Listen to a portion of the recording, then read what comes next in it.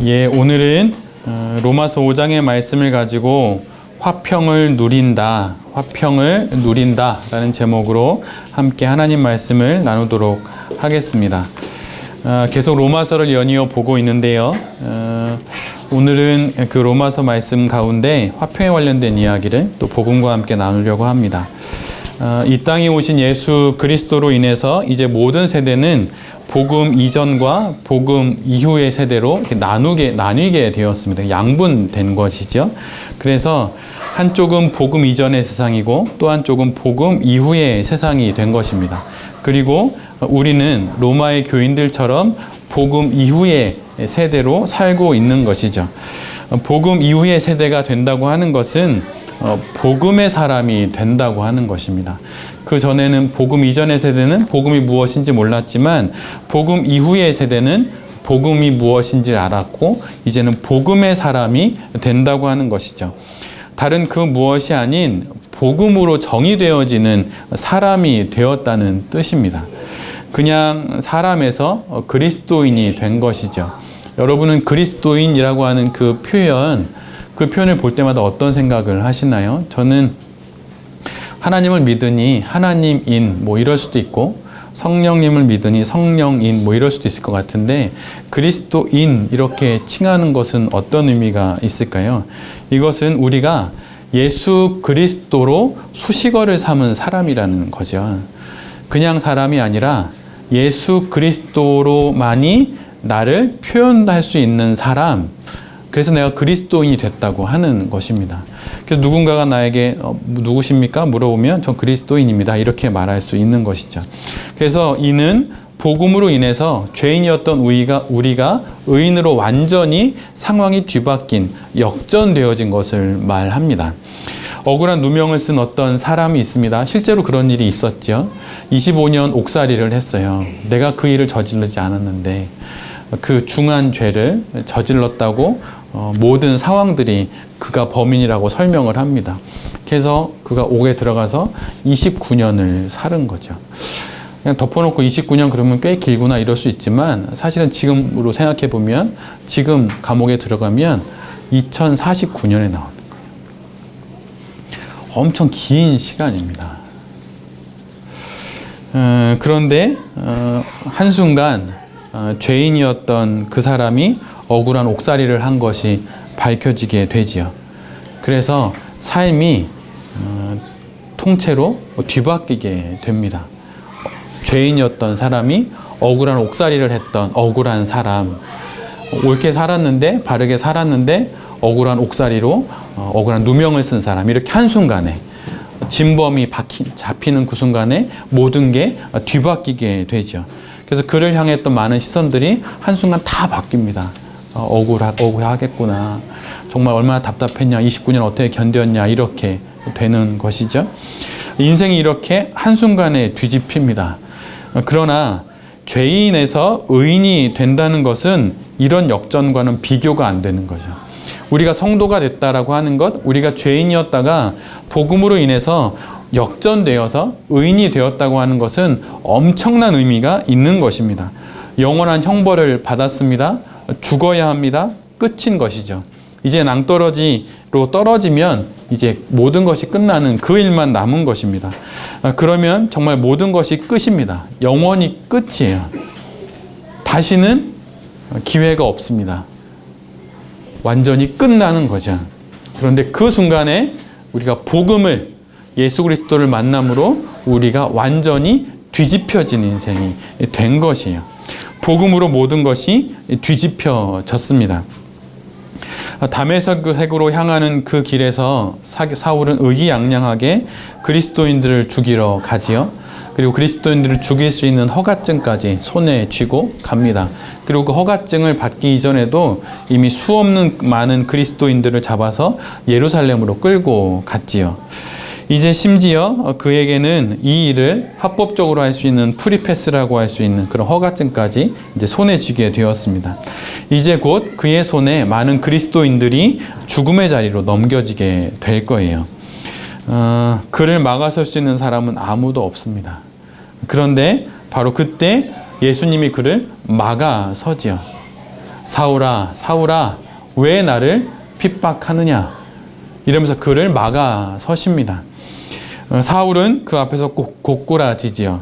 그리고 그는 예수님을 전하는 전도자가 됩니다. 사울이 고꾸라져서 바울이 된 거예요. 한순간 다메섹으로 가는 그 길에서 하나님을 만나고 예수님을 만나서 사울이 바울로 고꾸라집니다. 이것이 바로 복음이죠. 이것이 바로 복음입니다.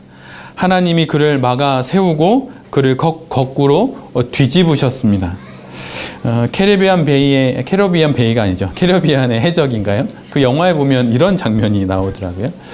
시리즈 거의 마지막 편 같은데, 이거는 사실 장 감독님이 더 잘 아실 텐데, 배를 타고 막 해적들이 이제 막 갑니다. 근데 바다의 끝에 다다른 것 같아요. 근데 바다의 끝에 다다라서 시간이 되니까 바다의 끝에 이제 바다 끝이니까 이제 좀만 가면 땅에 떨어질 거 아니에요. 낭떠러지로 떨어질 거 아니에요. 그런데 바다 끝에 다다랐는데 시간이 되니까 바다가 뒤집히는 거예요. 그리고 배도 뒤집힙니다. 그리고 새로운 바다가 펼쳐지는 거예요. 그리고 다시 항해가 시작되죠. 저는 그걸 보면서 와, 이 감독 참 대단하다. 정말 기발하다. 어떻게 바다가 뒤집힐 생각을 다 했지? 그런데 우리가 성도가 됐다고 하는 것, 우리가 복음으로 죄인에서 의인이 됐다고 하는 것, 그렇게 상황이 뒤집힌 거예요. 예를 들면 이런 걸 수도 있어요. 암 판정을 받았습니다. 근데 병원 1개, 2개를 거쳤는데 암이 맞대요. 근데 기도를 하고 한 3주 뒤에 다시 검진을 받으러 갔더니 암이 없어졌대요. 여러분, 그때 그걸 경험하는 성도님의 기분은 어떠실 것 같으세요? 상상할 수 없을 거예요. 정말 상상하지 못할 것입니다. 그런데 그거보다 더 큰 것이 내가 성도가 된 거예요. 내가 그리스도인이 된 거예요. 이 그리스도인이 됐다고 하는 이것을 내가 부모가 돼서 자녀에게 전해주는 그것은 엄청난 일이에요. 나를 뒤집어 놓고 나를 거꾸러뜨린 그 복음이 내게 있고 내 자녀에게 내가 그걸 전해줄 수 있는 사람이 됐다고 하는 건 엄청난 것이죠. 복음이 없던 세상에서 복음이 있는 세상으로 바다가 뒤집히듯이 내가 그렇게 뒤집혀서 내가 성도가 된 것입니다. 이것이 얼마나 귀한지를 우리가 알아야 하는 것이죠. 그래서 바로 그 일이, 그 엄청난 일이 우리에게 일어나서 지금 우리가 여기에서 이렇게 예배를 드리고 있는 것입니다. 죄인이 증인이 됩니다. 사도 바울이 그렇게 된 것이죠. 박해자가, 폭행자가 전도자가 된 거예요. 너 예수 믿어? 막 때리고 막 그랬는데 그 사람이 예수 믿으라고 전하는 사람이 된 것입니다. 어떻게 그런 일이 벌어질 수 있을까요? 근데 디모데전서 1장 13절에서 15절에 보면 그런 일이 기록되어 있어요. 내가 전에는 비방자요 박해자요 폭행자였으나 도리어 긍휼을 입은 것은 내가 믿지 아니할 때에 알지 못하고 행하였음이라. 우리 주의 은혜가 그리스도 예수 안에 있는 믿음과 사랑과 함께 넘치도록 풍성하였도다. mit보다 모든 사람이 받을 만한 이 말이여, 그리스도 예수께서 죄인을 구원하시려고 세상에 임하셨다 하였도다. 죄인 중에 내가 괴순이라. 전향한다고 하죠. 근데 사실 전향은 쉽게 일어나는 것 같지는 않아요. 그런데 비방자였던 사울이, 폭행자였던 사울이 복음을 만나서 그가 완전히 전향합니다. 전도자가 돼요. 그리스도인이 돼요. 이 일이 우리에게 일어난 거예요. 이것이 내가 성도가 된 바로 그 내용입니다. 죄인 중에 괴수를 사도 중에 사도로 바꾼 것이 복음이지요. 이 뒤집힘이 바로 복음입니다. 이 역전이, 이런 역설이 바로 복음이지요.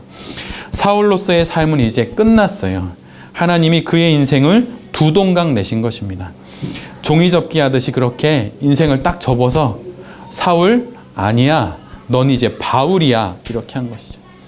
너 예전에 정말 망나니로 살았지? 이젠 아니야, 넌 전도자야. 이렇게 우리의 인생을 두 동강 내셔서 가운데 손을 대시고 접어서 우리를 이곳에 있게 하신 거예요. 이것이 바로 복음입니다. 예수님이 이렇게 말씀하시는 거죠. 하나님이 우리에게 이렇게 말씀하시는 겁니다.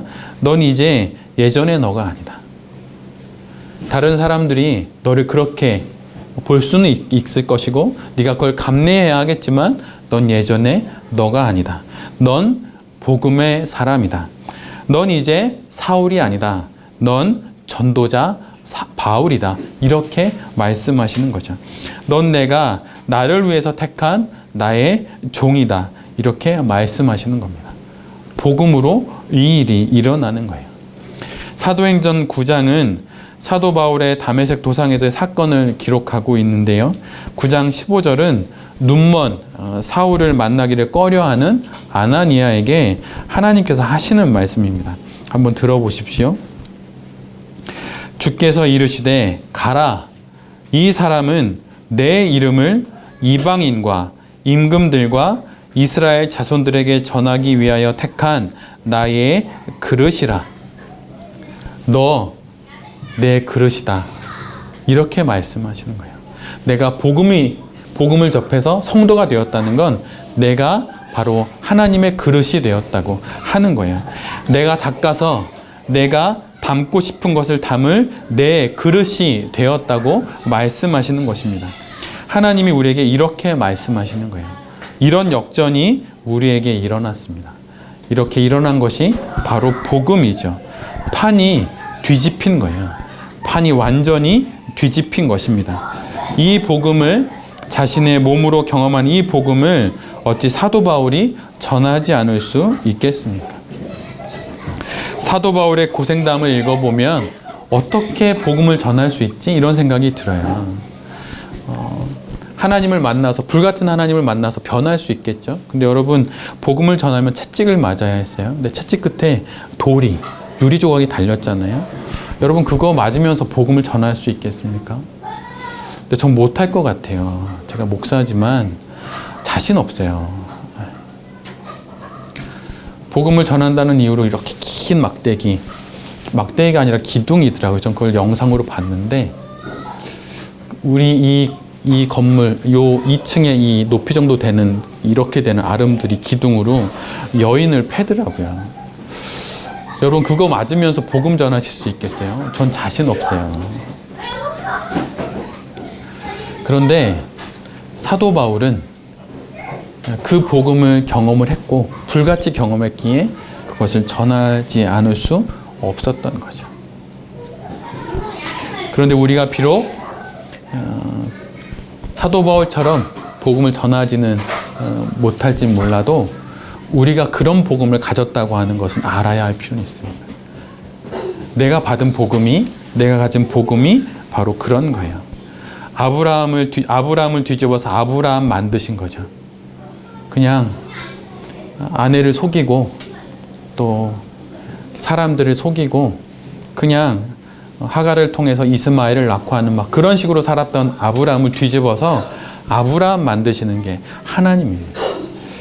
이런 자가 어떻게 믿음의 조상이 될 수 있겠습니까? 그런데 하나님은 이런 아브라함을 그렇게 만드시죠.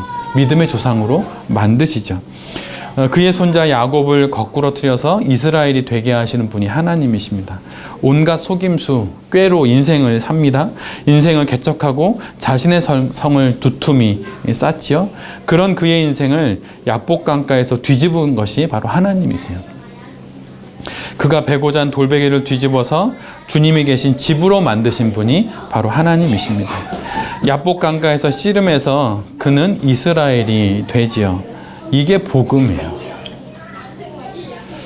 여러분의 믿음 생활, 여기까지 온 믿음의 여정을 봤을 때 여러분 믿음을 가질 만한 사람이라고 생각 드시나요?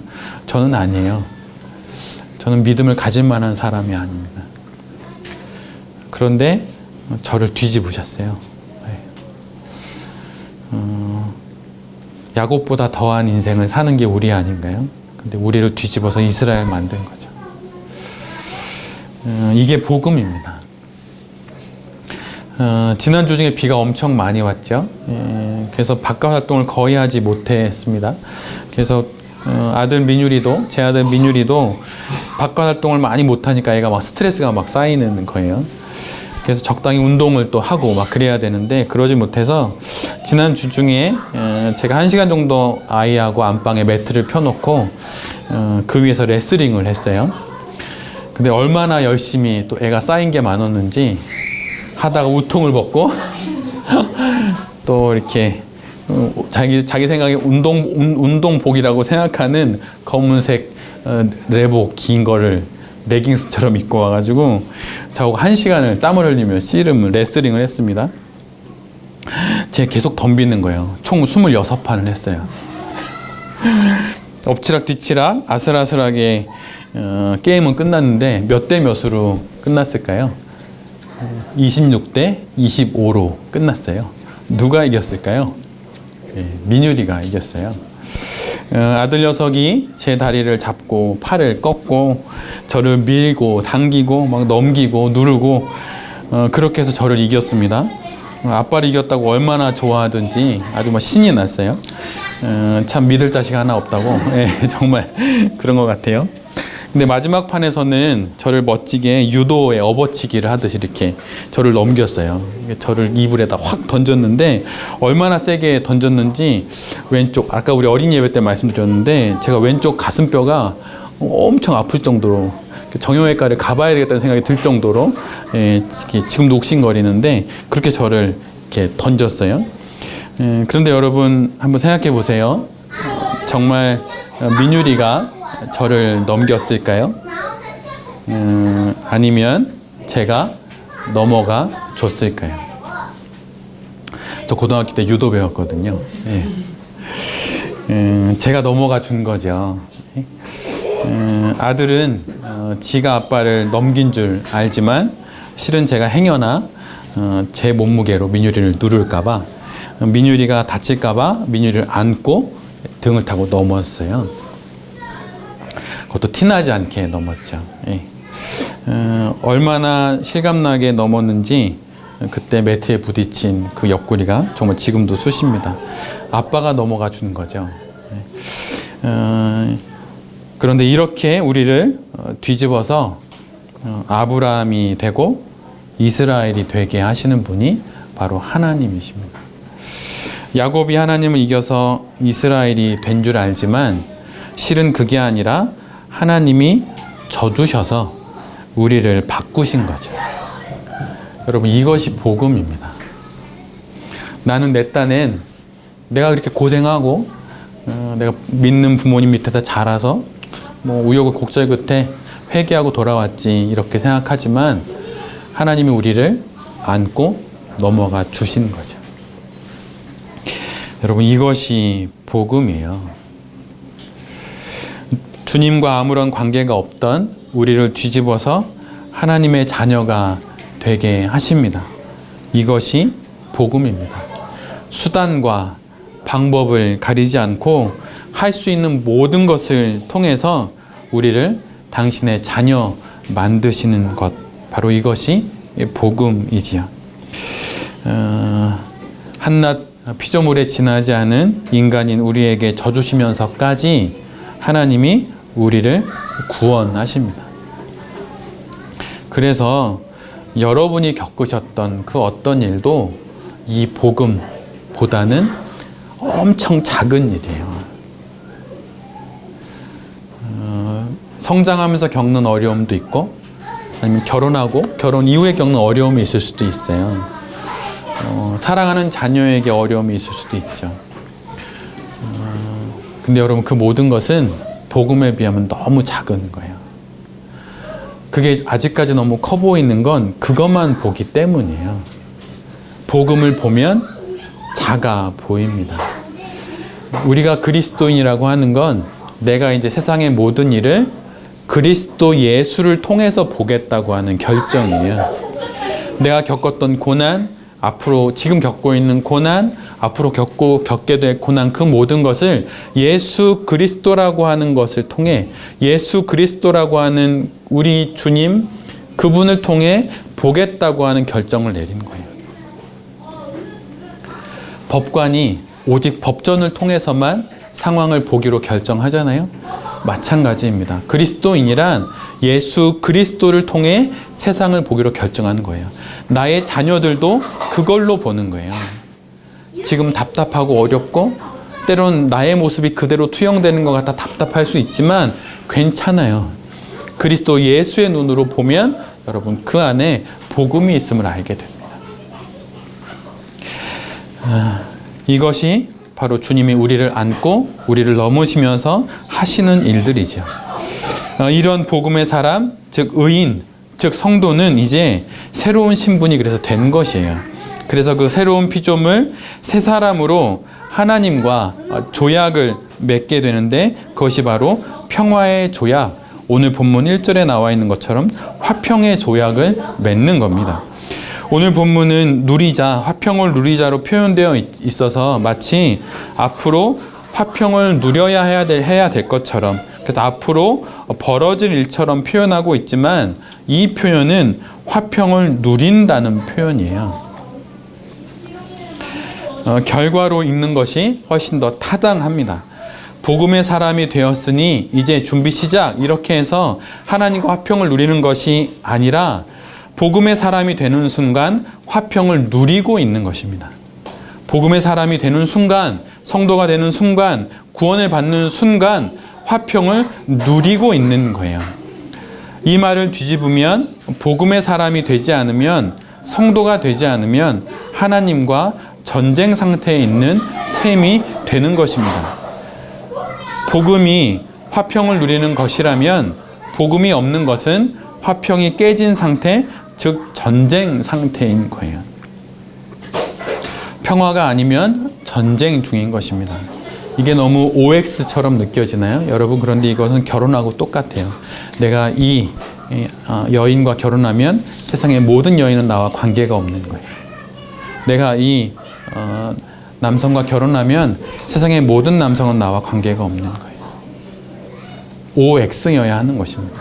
내가 하나님을 믿으면 세상의 모든 것은 X예요. 그러기에 복음의 사람이 되어 하나님과 평화를 누리는 것, 만약 그게 아니면 나머지 다 전쟁인 것입니다.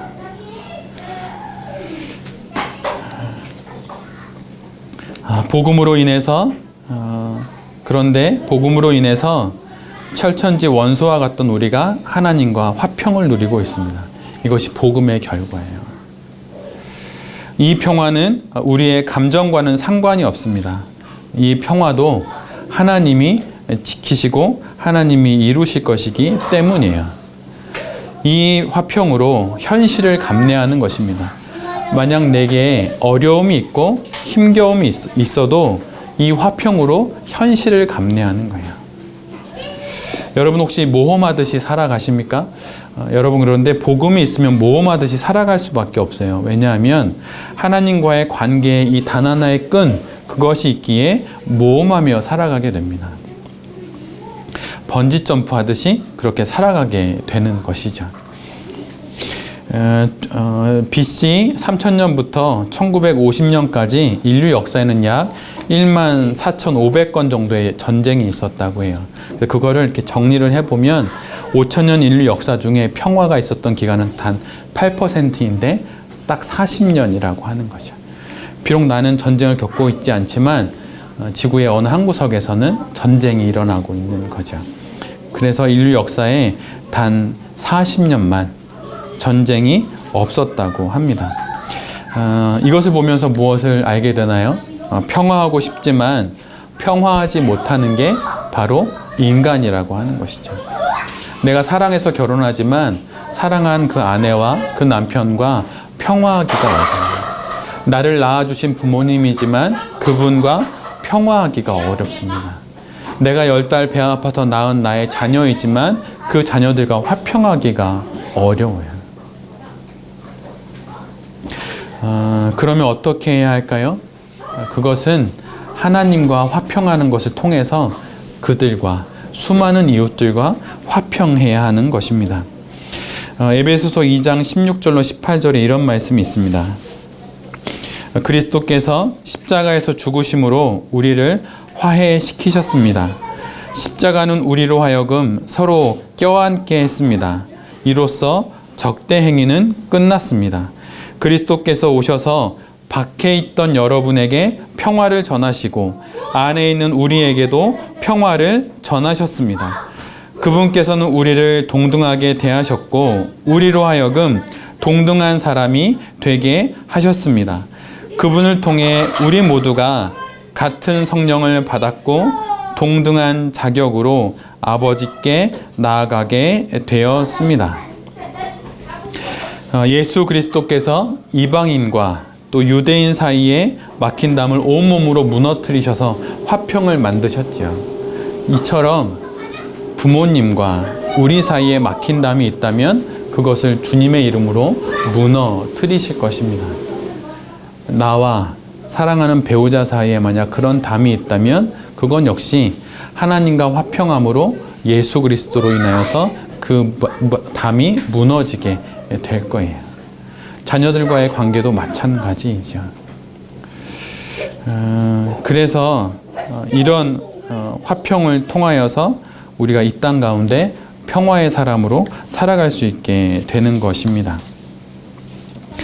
우리를 신이신 하나님과 평화하게 하시는 분, 그분은 예수 그리스도이죠. 우리로 이웃과 또 세상과 화평하게 하시는 분, 그분 역시 예수 그리스도입니다. 그리고 이 복음으로 여전히 화평하지 못하고 있는 내 자신과 내가 화평하게 하시는 분, 바로 그분 역시 예수 그리스도인 것이죠. 용서 없이 미래 없다, 이런 제목의 책이 있는데 데스몬드 투투라고 하는 남아프리카 공화국의 주교가 쓴 책입니다. 그가 이런 말을 했어요. 한번 잘 들어보세요. 행복한 가정을 방문하면 누가 말해주지 않아도 그 행복을 느낄 수 있다. 교인들의 꾸준한 기도가 쌓인 교회에 들어가면 그곳의 거룩한 향기를 맡을 수 있고 앞서간 많은 사람들의 정성과 경건함을 느낄 수 있다. 기도가 쌓인 교회는 콘서트홀 분위기의 교회와 질적으로 다르다.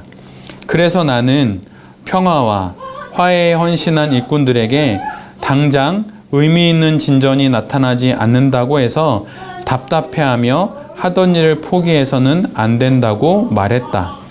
때가 차고 적절한 시기가 되면 그 모든 일이 더해질 것이고 그들은 지난 날을 돌아보며 자신들이 평화를 이루는 일에 중요한 기여를 했음을 깨닫게 될 것이다. 아파르테이트라고 하는 인종 차별과 또 온갖 폭력과 살인을 넘고 남아프리카의 평화의 씨를 뿌린 사람은 바로 그리스도 예수를 아는 사람들이었습니다. 우리도 그렇게 해야죠. 그들이 이렇게 할 수 있었던 것은 그들이 그리스도 예수를 통해 하나님과 평화했기 때문입니다. 내 옆에 있는 누군가와 평화하지 못하면 또 내 자신과 평화하지 못하면 억지로 그것을 평화하려고 만들려고 하기보다는 주님의 그 평화, 죄인이었던 나를 의인으로 만드셨던 주님의 그 평화 만들기를 보시고 그 화평함을 누리며 내가 감당하기 어려운 가족과 나의 자녀들 또 내 자신을 바라볼 수 있기를 빕니다. 그럴 때 화평할 수 있을 거예요. 제 부모님은 유튜브를 잘 안 하시니까 제 이야기를 잠깐 하려고 합니다. 몇 번 이곳에서 나눈 이야기이기도 해요. 저희 아버님 17살에 남한에 내려오셨죠. 그리고 부모님이 없이 혼자 자랐습니다. 저희 어머님은 태어나서 채 몇 달이 되기 전에 생모가 돌아가셨어요. 그리고 계모의 손에 자랐습니다. 계모에게 그렇게 많이 맞고 자랐어요. 그리고 저희 아버님은 남한에 오셨는데 쌓인 한이 많아요. 북한에 계실 때 원산 공전, 그 당시 원산 공전에서 공부를 하고 계셨거든요. 그래서 그곳에서 전쟁만 안 났으면 그냥 엘리트로 살아갈 수 있었을 때 이런 생각을 할 수 있잖아요. 근데 남한에 내려와서 사기도 당하고 여러 일들을 겪다 고아와 같이 자란 한 여인을 만났고 결혼을 했습니다. 두 분이 만나서 행복하게 살기를 원했죠. 근데 그럴 수 없었어요. 왜냐하면 두 분에게는 풀리지 않은 한들이 많았기 때문이에요. 저희 어머님은 아버지에게 버림받고 어머니에게 버림받고 또 형제도 아무도 없거든요. 딱 혼자 계세요. 그래서 자주 하셨던 말씀이 부모 복이 없는 사람은 남편 복도 없고 남편 복이 없는 사람은 자식 복도 없다. 이런 얘기를 자식인 제 앞에서 했었어요. 그런 두 분이 또 서로 사랑하는 방법을 모르시니까 늘 어려움이 많으셨죠. 그러다가 시간이 지나면 서로를 포기하고 사셨습니다. 그 와중에 세 자녀가 태어났죠. 딸, 아들. 그 중에 막내가 저예요. 사랑받을 수 없는 상황에 태어나서 부모가 된 두 분, 또 그분 밑에서 자라난 저희들. 물론 두 분이 최선을 다했지만 그분들이 메워주지 못하는 부분이 마치 저희들은 가시처럼 되어서 저희 누님은 우울함이 있고, 물론 뭐 약을 먹거나 그런 건 아니지만 모든 자매들이 많이 우울함이 많아요. 그리고 저희 형님은 분노가 많고 그 분노를 다 저에게 풀었어요.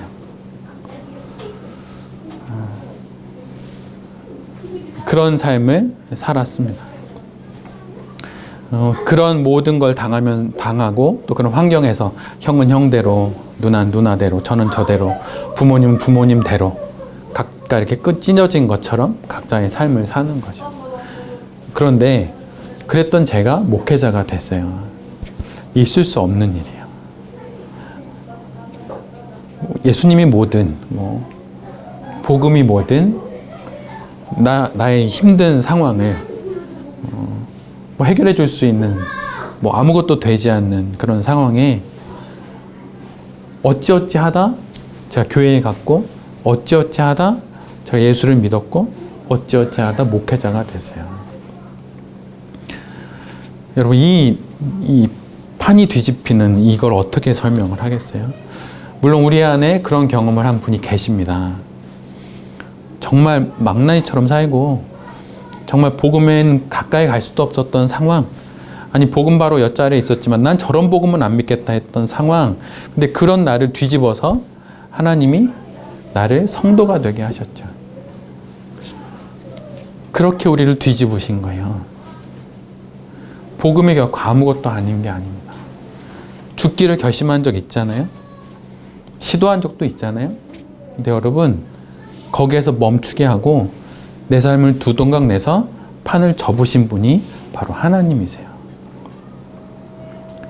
종이 접기를 하듯 나침반을 반으로 꺾어서 당신의 방향으로 뒤집듯 그렇게 뒤집으신 것이 하나님이에요.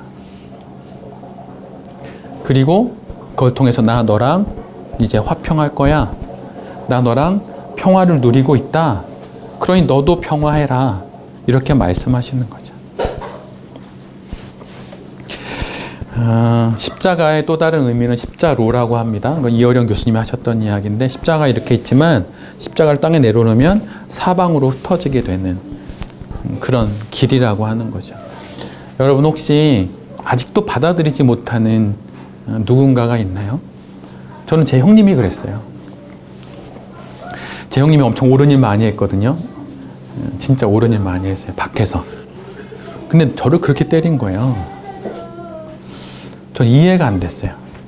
그런데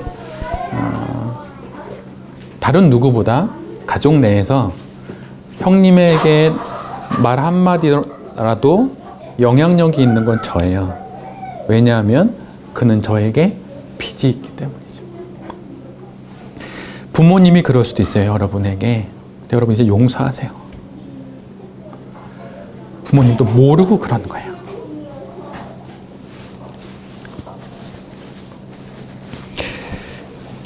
부모님이 알면 그렇게 했겠습니까? 부모님이 몰랐기 때문에 그렇게 한 거예요. 자식들이 우리에게 뭔가 잘못한 게 있을 수 있죠?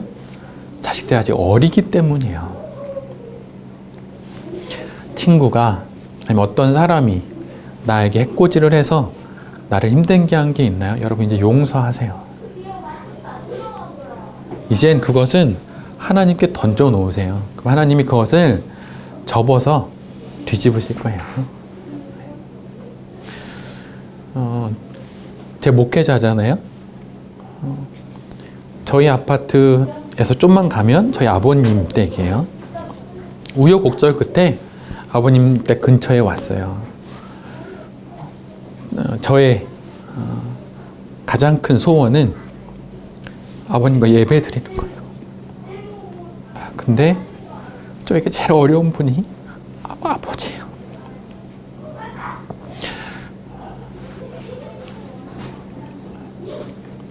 그런데 복음으로 해야 하고 할 수 있을 것 같아요. 그리고 하고 싶어요. 정말 하고 싶어요. 그 일이 일어나고 그 일을 보고 그리고 죽고 싶어요. 여기 있는 모든 우리도 그랬으면 좋겠어요.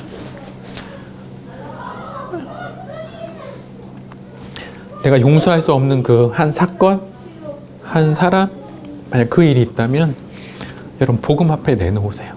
그리고 하나님께 이렇게 말씀하세요. 하나님 이거 저는 못 뒤집겠습니다. 저는 이거 거꾸로 틀리지 못하겠어요. 하나님 당신이 접어주세요. 당신이 뒤집어 주세요. 사울도 바울 만드셨고 아브람도 아브라함 만드셨듯이 야곱도 이스라엘 만드셨듯이 저 인생도 접으셨듯이 이 사건도 접어주세요. 이렇게 기도하세요.